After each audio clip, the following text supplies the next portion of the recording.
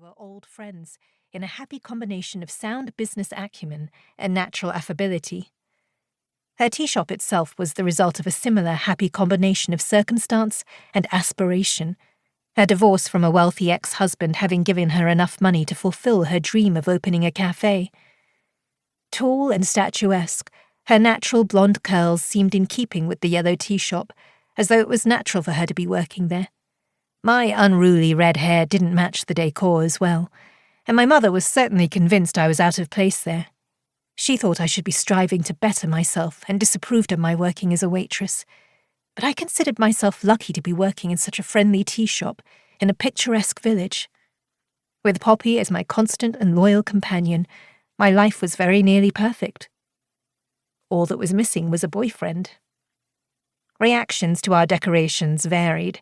Hannah's boyfriend, Adam, barely acknowledged our efforts, merely grunting when Hannah asked his opinion, but many of our customers complimented us on our efforts. The women especially gazed around, smiling and remarking how lovely it looked. I repeated all the accolades to Hannah, and we were both gratified by the appreciation. On the first Sunday of November, we served the last of the tea-time orders for the day and closed with barely enough time to clear up before the lights along the high street were due to be switched on. We stepped outside and joined a crowd of local residents who were standing around stamping their feet and chattering noisily, little clouds of condensed breath faintly visible in front of their faces. Hannah had confided to me that she was a little disappointed by Adam's ready dismissal of our tinsel and fairy lights.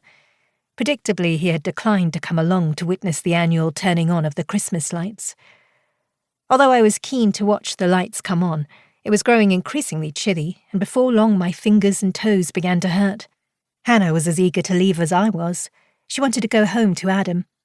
Still, it seemed churlish to complain about the weather. It was November and not especially cold for the time of year. Nevertheless, I waited impatiently as the road and both pavements filled up with spectators gathering near the enormous Christmas tree.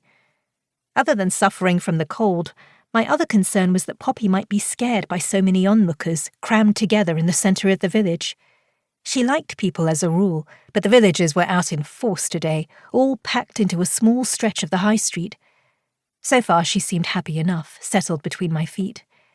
As we were waiting, Hannah murmured that it was a good thing we had put the finishing touches to our decorations in the tea shop the previous evening, as everyone could see into the Sunshine Tea Shoppe from the street. I agreed the place looked stunning, and she beamed.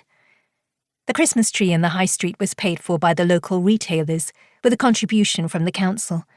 None of us knew how much money had been donated by the council. According to rumour, it wasn't much.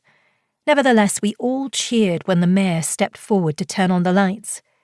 As soon as the cheering and clapping started, I picked Poppy up and held her in my arms where she would feel safe. To be fair, the noisy applause was more for the lights than the official who had deigned to come along and flick a switch, but he smiled and waved his hand graciously before making a speech which was, thankfully, short. It was almost impossible to hear his voice above the excited chatter on the crowded pavements, but as no one wanted to hear what he was saying, it didn't matter. All the retailers had made an effort to coordinate their decorations, and when the lights were turned on, the whole street glowed and glimmered with strings of red and green lights. Even the empty store across the road from our tea shop sported coloured lights strung across its frontage, thanks to the shopkeepers on either side. Until the summer, it had been a gift shop, aimed mainly at tourists passing through the village, but everyone knew the owners had been struggling for a while. Close to retirement age, once their lease ran out, they had been pleased to close down. The premises had only been empty for a few months when the estate agent's "To Let" sign was taken down.